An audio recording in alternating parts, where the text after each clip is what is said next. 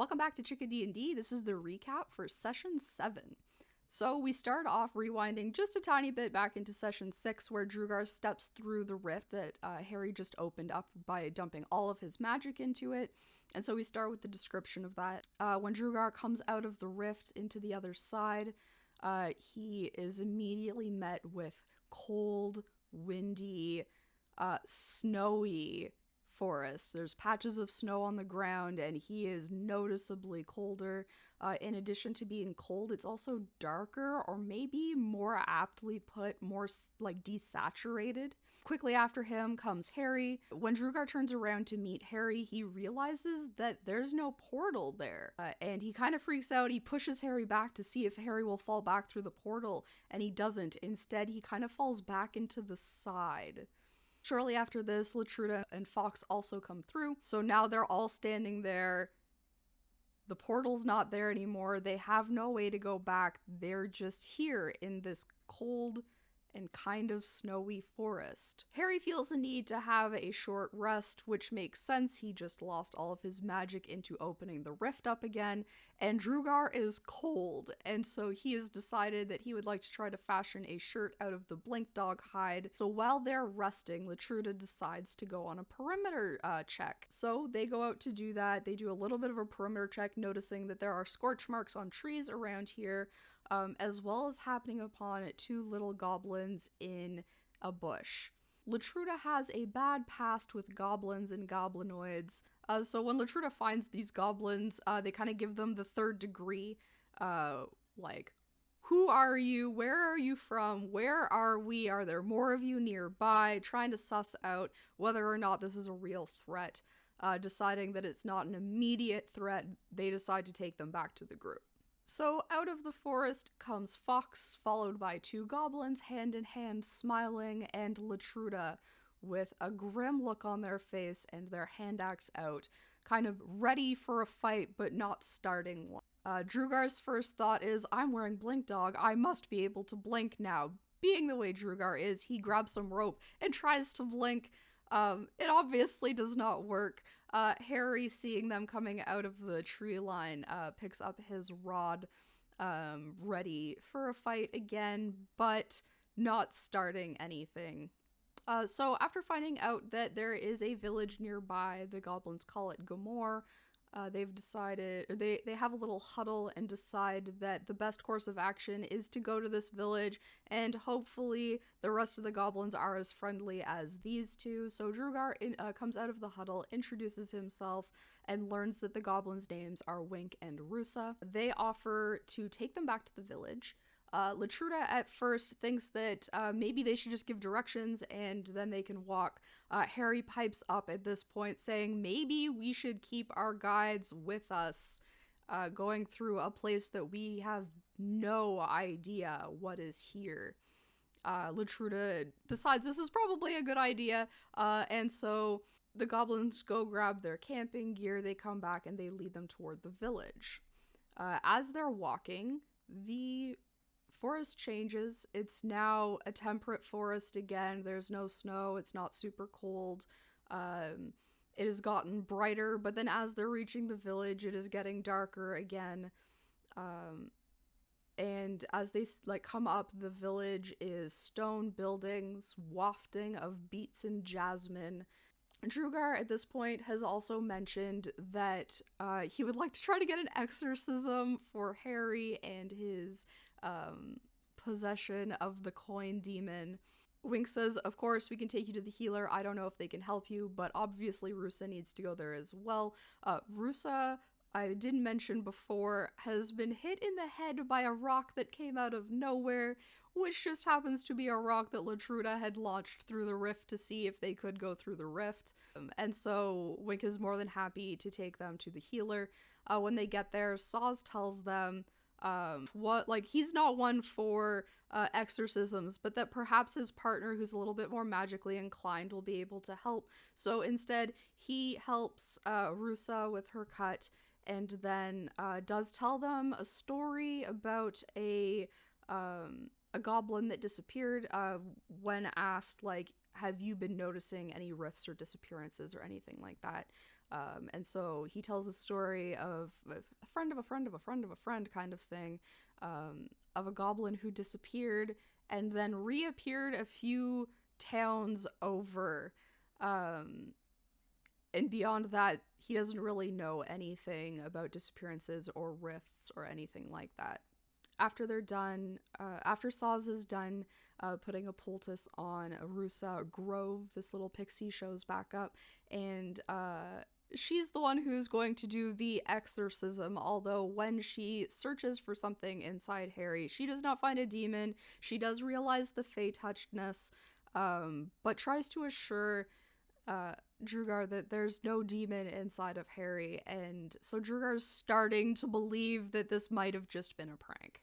Once they're done with the healer, Latruda turns to their group and says, you know, I can't be here. I am much too on edge with this many goblins around after being in a bunch of wars. It's just unsettling for me. So I'm going to go do a perimeter check and set up camp out there. Harry decides to join them because he is going to summon Bibiana in order to see if he can get a little bit more information, maybe even just find out where they are now. Bibiana does help with this a little bit. She's not entirely sure, but she's like pretty sure that this is a Fey plane, but not the same plane that she is from. She is from the Never Never, and this isn't the Never Never. However, knowing that there was a material plane that also wasn't the material plane that is like attached to the Never Never, it would make sense that there would be another Fey plane. So that's kind of like her best guess. And that's really all the information they can get from her. After letting Bibiana go, Harry reminds Latruda that dealing with the Fae can sometimes not be the best option and that you should be very careful when making deals with the Fae. And so Latruda goes on to do the perimeter check, set up camp, and Harry goes back into town to meet up with Drugar.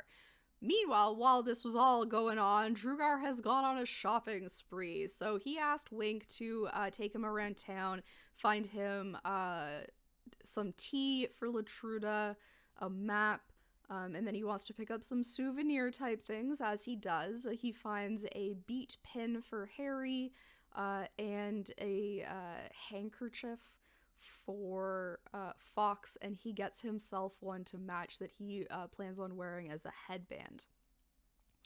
After this, he sits down with Wink, and this is kind of when Harry shows up, and Wink tells the story again of the goblin who disappeared and kind of points those points out on the map, as well as a nearby village and then a larger town that kind of fit into the story of this like disappearing goblin. So they also don't stay in town. They go to meet up with Latruda and stay at the camp outside. While Latruda is waiting for Harry and Drugar to come back, they decide to survey the land, looking mostly into the village to see if there's anything that doesn't seem normal, and all they see is happy goblins going about their daily lives, shopping, walking around, lighting torches as it gets dark. There's nothing weird going on that they can tell at all. Latruda asks them, you know, like, what'd you find out? Drugar is like, everything seems on the up and up, but also I got this map, and then shows them the map that Wink has marked spots on.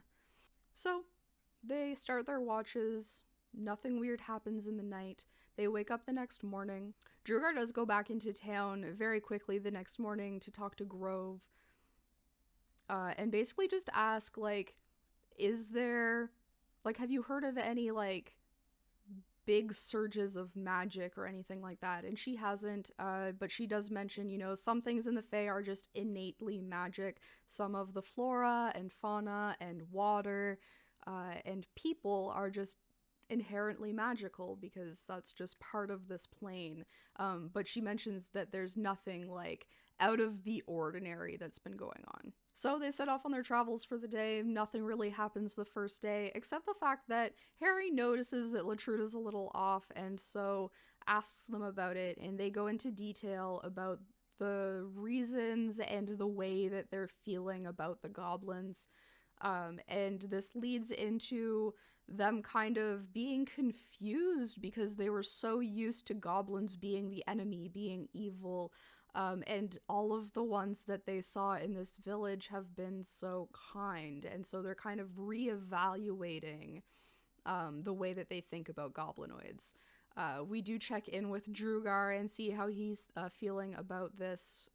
And basically, he's like, I understand where Latruda's feelings are coming from, and I'm glad that they're making strides in the right direction because Drugar himself is a half-orc. And so he was kind of the first step in Latruda realizing that maybe there's some good ones out there. And now meeting more and more of them is making them question themselves a little bit further, and Drugar is happy about this. As they sit down for camp that night, Drugar invites Harry to his first lesson of learning to speak with animals, which of course is hilarious because Drugar himself cannot speak with animals. He just really believes that he can. It's a very short lesson. It is just about learning to respect the animals, and Harry believes that he already respects Fox, and therefore the first lesson ends very early. That night, they each have a dream, and those dreams are impressions of memories that they seem to have forgotten, but their memories are very similar. They each remember being in a grove with scorch marks on the trees around it. It is not one that they've been to recently. It is not the one in the forest on the material plane. It is not the one that they came through. It is one that they remember from their past. So they continue traveling. They eventually get to the point where they think that they're near the disappearing spot, and so they start looking for it. They do find another grove with trees with scorch marks around the edge. And then they know how to look for a rift at this point. They look for the center and they kind of walk around it looking for that one spot where they can see through. So they do find another one of those very small cracks of rift. They do think about trying to go through it, but realizing that they will have to open it up again. And how that's actually probably making the problem worse. They were supposed to be closing these, finding a way to fix them. They decide not to go through it, and that also they should probably hit all of the other important parts on the map. And so they decide they're going to continue on to the first village, the one that the disappearing goblin and his friend were meant to be traveling to. They're going to see if they can find a little bit more information about that story. And then probably continue on to the next village, the next town rather, that's a little bit bigger, has a little bit more stuff going on it, and is also near that reappearing place of the goblin that disappeared, and that is where the session ends. So we're going to pick up session 8 in that first village and see what happens. Hey, thanks for checking out Chicka D&D. If you liked what you saw, click all the buttons down below. Subscribe, like, comment, you know the drill. Also, it'd be really cool if you came and checked us out live at Chickadee93 on Twitch, where you get to participate in the conversation, or watch us play D&D on campaign days. Thank you again so much. See you next time. Bye.